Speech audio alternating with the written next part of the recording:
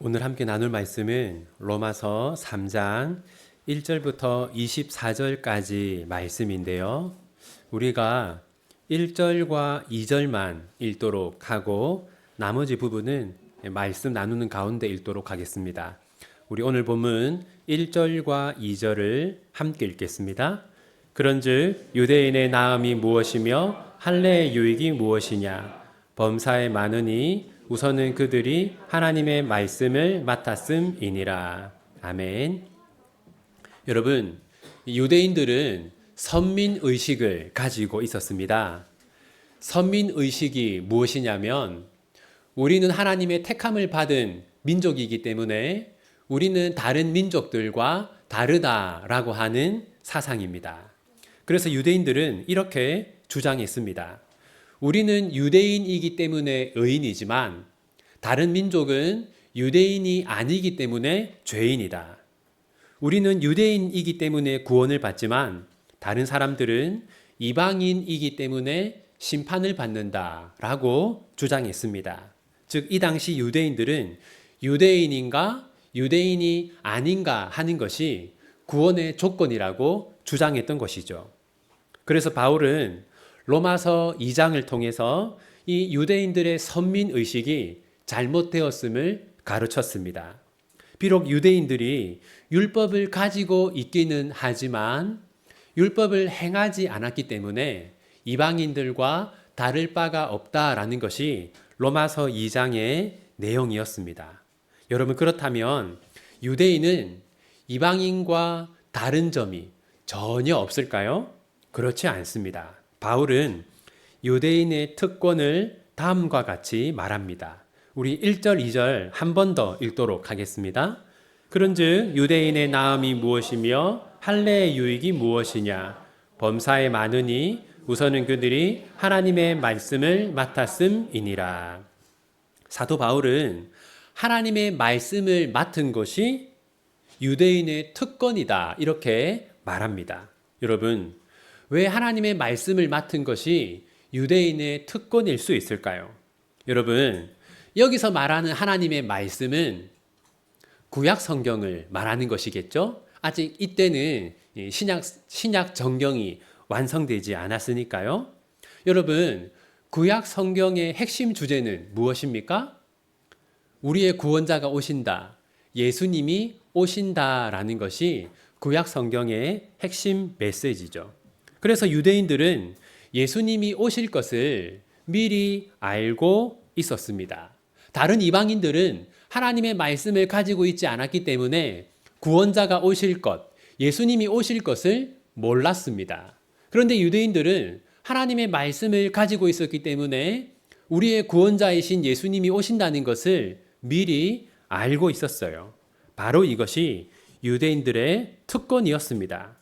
그런데 유대인들이 이 특권을 올바르게 사용했습니까? 사용하지 않았죠.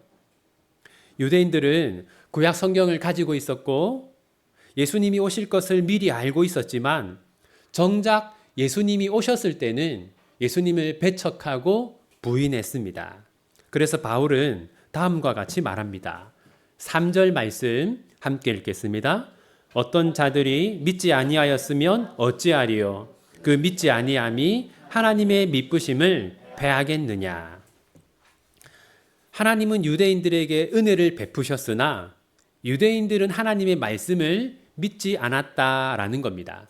하나님은 미쁘셨으나 유대인들은 하나님의 은혜에 올바르게 반응하지 않았다라는 것이죠. 따라서 유대인이 하나님의 심판을 피할 수 있습니까? 없습니다. 유대인도 다른 이방인들과 똑같이 하나님의 심판을 받아야 합니다. 그래서 바울은 이렇게 말합니다. 9절 함께 읽겠습니다. 그러면 어떠하냐? 우리는 나으냐? 결코 아니라. 유대인이나 헬라인이나 다 죄 아래에 있다고 우리가 이미 선언하였느니라. 9절 한번 보십시오.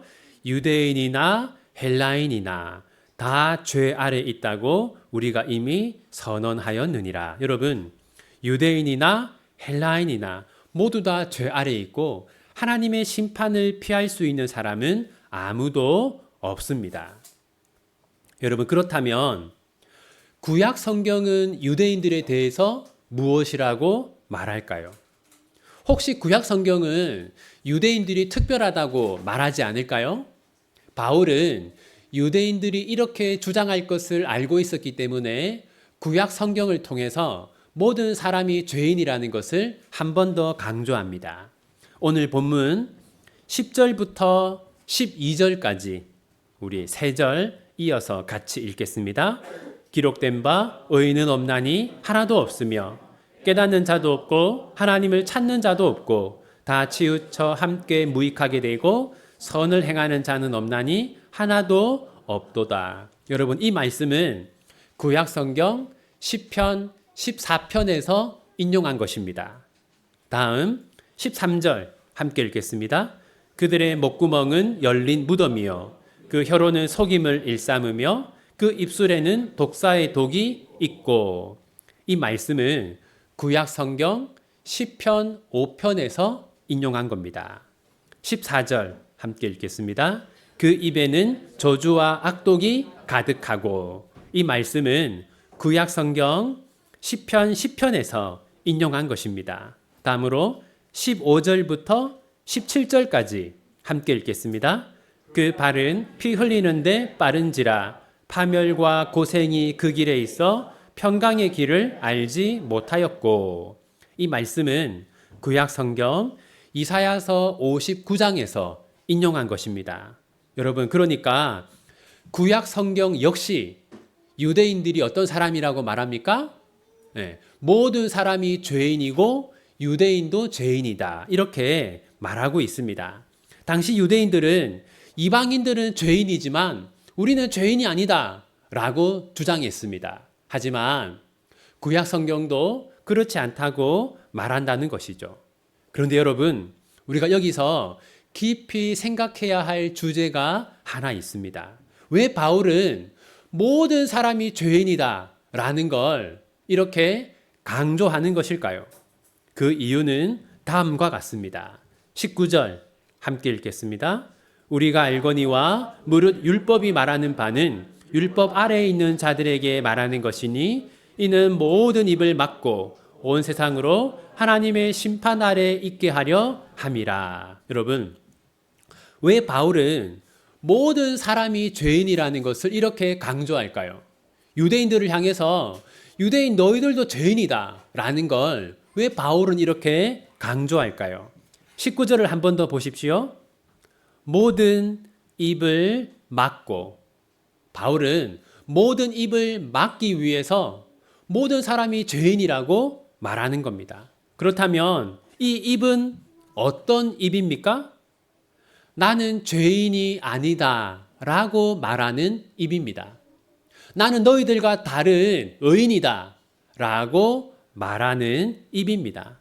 나는 다른 사람들과 다르다 라고 주장하는 그런 입을 막기 위해서 사도 바울은 모든 사람이 죄인이다라고 말하는 것입니다. 여러분, 그렇다면 모든 사람이 죄인이라면 모든 사람이 심판을 받을까요? 성경은 이렇게 말합니다. 21절 함께 읽겠습니다. 이제는 율법 외에 하나님의 한 의가 나타났으니 율법과 선지자들에게 증거를 받은 것이라. 여러분, 여기 율법 외에 라는 말씀이 한번 표시해 보십시오. 하나님이 율법을 기준으로 사람들을 판단하시면 구원받을 사람이 있습니까? 없습니까? 단 한 사람도 없죠. 율법은 모든 사람이 죄인이라고 말합니다. 그런데 여기 뭐라고 말합니까? 율법 외에 구원을 얻을 수 있는 다른 하나의 길이 있다는 겁니다. 그 길이 무엇입니까? 22절 함께 읽겠습니다. 곧 예수 그리스도를 믿음으로 말미암아 모든 믿는 자에게 미치는 하나님의 의인이 차별이 없느니라. 여러분, 심판받아 마땅한 우리 같은 죄인들이 구원을 얻을 수 있는 방법이 무엇입니까? 예수 그리스도를 믿음으로 말미암아. 그런데 여러분, 우리가 예수님을 믿을 때 어떤 일이 일어납니까? 어떤 일이 일어나길래 예수님을 믿으면 우리가 구원을 받는 것입니까? 24절 함께 읽겠습니다. 그리스도 예수 안에 있는 속량으로 말미암아 하나님의 은혜로 값없이 의롭다 하심을 얻은 자 되었느니라. 여러분 거기 속량이라고 하는 단어에 한번 표시해 보십시오. 우리 같은 죄인들이 구원을 얻는 것은 예수님의 속량 때문입니다. 그렇다면 여러분, 이 속량은 무엇입니까? 속량은 지금은 노예 제가 없잖아요. 2000년 전 이 로마 제국에는 노예 제도가 있었습니다. 그리고 속량은요, 그 시대에 노예에게 자유를 주는 것을 말합니다. 만약 어떤 노예를 자유롭게 하고 싶다면 그 노예의 주인에게 무엇을 주어야 하겠습니까? 네, 그 노예의 몸값을 주어야 하겠죠. 이때 제공하는 몸값을 속량금이라고 합니다. 그리고 속량금을 지불해서 그 노예를 자유롭게 하는 것을 속량이라고 합니다. 우리에게 일어난 일이 바로 이것이라는 것이죠. 여러분, 성경을 보면 우리가 노예라고 말합니다. 무엇의 노예라고 말합니까? 네, 죄와 사망의 노예라고 말하는데요. 그 이유가 뭐냐? 여러분, 노예는 시키는 대로 해야 하지 않습니까? 자, 여러분, 우리가 죽지 않을 수 있습니까? 반드시 죽죠. 그러니까 우리는 죽음의 노예입니다. 그 다음, 여러분, 우리가 죄를 안 지을 수 있을까요? 내가 오늘 하루 동안, 오늘 주일이니까 내가 오늘 하루 동안은 특별히 죄를 하나도 짓지 않겠다.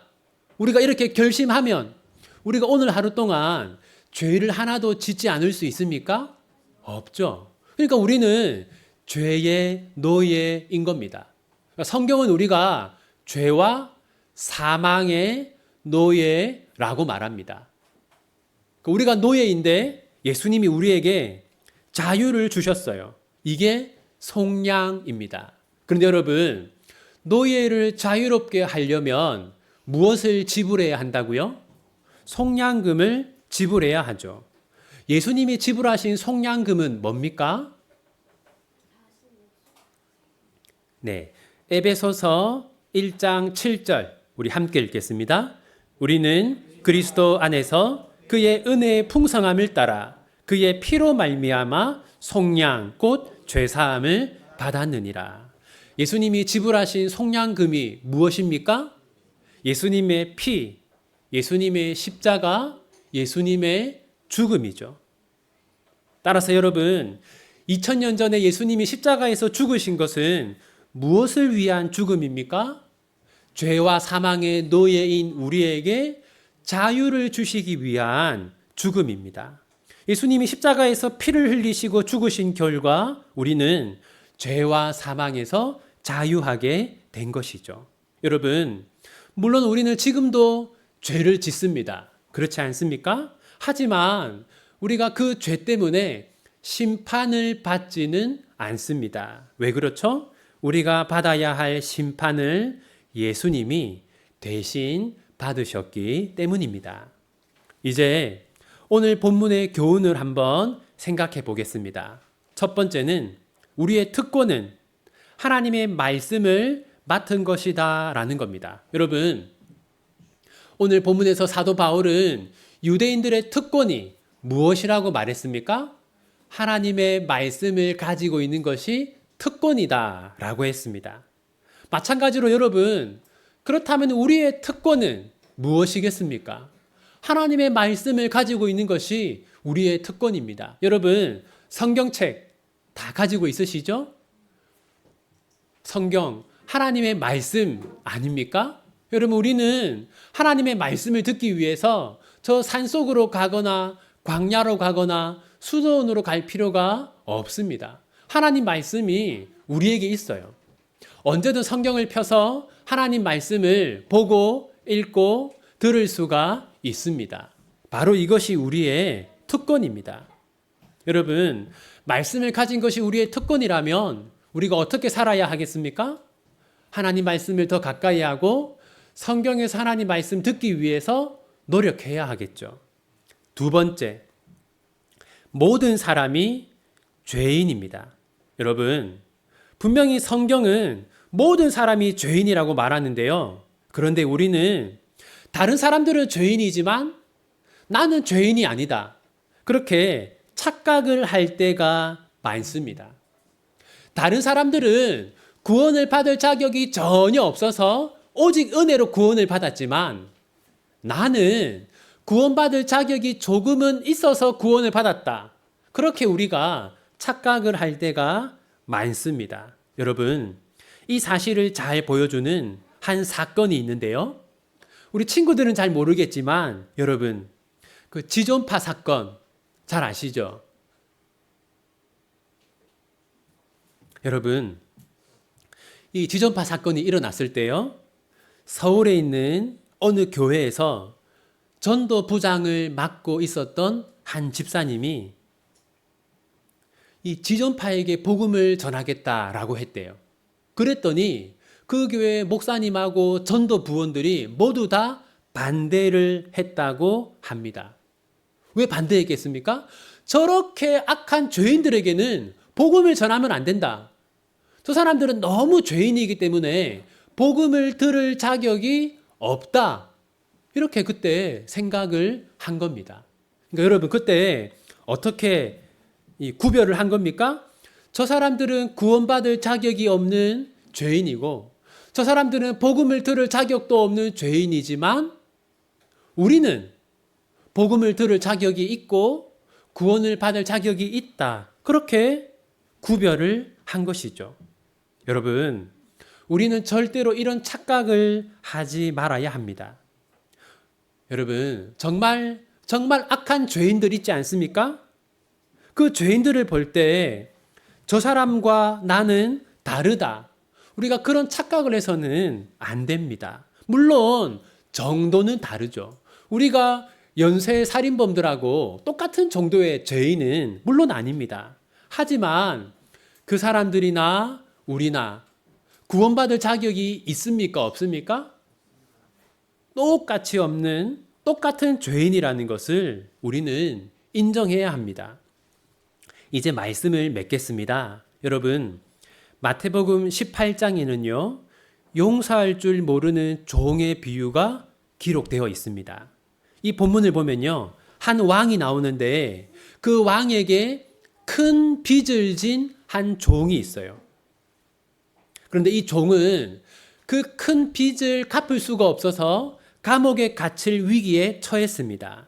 그러자 그 왕이 어떻게 해 주었냐면 그 종을 불쌍히 여겨서 그 많은 빚을 모두 다 탕감해 주었어요. 그런데 그 많은 빚을 탕감받은 종이 집으로 돌아가는 길에 자신에게 작은 금액 빚진 사람을 만났습니다. 그러자 이 종이 어떻게 했냐면 자기에게 작은 금액 빚진 자를 감옥에 가두었어요. 이 얘기를 전해 들은 왕이 그 종에게 다음과 같이 말했습니다. 우리 함께 읽겠습니다. 내가 너를 불쌍히 여김과 같이 너도 내 동료를 불쌍히 여김이 마땅하지 아니하냐 하고. 사랑하는 성도 여러분, 이 말씀은 하나님이 지금 우리에게 하시는 말씀입니다. 여러분, 우리는 심판을 받아 마땅한 죄인입니다. 그런데 왜 우리가 구원을 받았습니까? 하나님이 우리를 불쌍히 여겨 주셨기 때문이죠. 여러분, 왜 예수님이 십자가에서 우리 대신 죽으셨습니까? 우리를 불쌍히 여기셨기 때문이죠. 그렇기 때문에 우리는 어떤 삶을 살아야 합니까? 내가 너를 불쌍히 여김과 같이 너도 내 동료를 불쌍히 여김이 마땅하지 아니하냐. 여러분, 하나님이 우리를 불쌍히 여기신 것처럼 우리도 다른 모든 사람들을 불쌍히 여겨야 합니다. 여러분, 흔히 이 시대를요, 분노의 시대라고 말합니다. 사람들의 마음에 분노가 가득하고요, 이 분노를 여러 가지 방식으로 표출하고 있어요. 그 결과 이 세상에서는 날마다 끔찍한 일들이 일어납니다. 그런데 여러분, 사랑하는 비전교회 성도 여러분, 우리는 그렇게 살도록 부름받지 않았습니다. 우리는 다른 사람을 불쌍히 여기는 삶으로 부름을 받았어요. 사랑하는 성도 여러분, 예수님이 우리 대신 십자가에서 죽으셨습니다. 여러분, 이것이 사실이라고 믿으십니까? 그렇다면 우리는 서로를 어떻게 여겨야 하겠습니까? 우리는 서로를 불쌍히 여겨야 합니다. 여러분, 만약 우리 비전교회 공동체 안에서 우리가 다른 사람에게 조금이라도 서운한 마음이 있었다면 내가 너를 불쌍히 여김과 같이 너도 내 동료를 불쌍히 여김이 마땅하지 아니하냐. 이 말씀 기억하면서 우리 다 용서하는 주일이 되었으면 좋겠습니다. 여러분 뿐만 아니라 여러분의 가정에서, 여러분의 직장에서, 여러분이 만나는 모든 사람들과의 관계 속에서 서로를 불쌍히 여기는 그러한 용서와 사랑이 여러분이 있는 곳 어디에서나 열매를 맺게 되기를 바랍니다. 기도하겠습니다. 하나님, 세상 모든 사람이 죄인입니다. 저희들 역시 죄인입니다. 그런데 저희들은 다른 사람은 죄인이지만 저희들은 죄인이 아닌 것처럼 착각할 때가 많습니다. 하나님, 저희 역시 죄인임을 알고 겸손하게 살아가는 저희들 되게 하여 주십시오. 하나님, 저희들이 죄인임에도 불구하고 구원을 받은 것은 예수님의 속량 때문입니다. 예수님이 저희 대신 죽으셨기 때문입니다. 이것이 사실이라면 저희는 마땅히 다른 사람을 용서하는 삶을 살아야 합니다. 이것이 사실이라면 저희는 마땅히 다른 사람을 불쌍히 여기는 삶을 살아야 합니다. 부디 비전교회 모든 성도들이 이웃을 불쌍히 여기고 이웃을 용서하는 삶을 살아가게 하여 주십시오. 이러한 사랑이 저희들이 있는 곳 어디에서나 열매를 맺게 하여 주십시오. 그리하여 하나님의 영광을 온 세상에 드러내는 우리 비전교회가 되게 하여 주십시오. 예수님의 이름으로 기도합니다. 아멘.